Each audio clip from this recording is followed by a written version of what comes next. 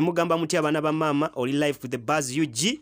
Gwatana ba subscribinga onyigene kukadde. Tewerabira ntuna ne Facebook page ya the Buzz likinga otugoberere bulungi nnyo bulungi ddala. Tubalaba bannange feedback tuziraba Anita Lizi mwebale nnyo mulimu gwe mukola gwa maanyi. Tubalaba bannaye abatugoberera abatuwagira kye mukola kyamaanyi nnyo kyamaanyi ddala. Wabula eno story yakagwawo breaking news olutalo luli ku Twitter bannaye.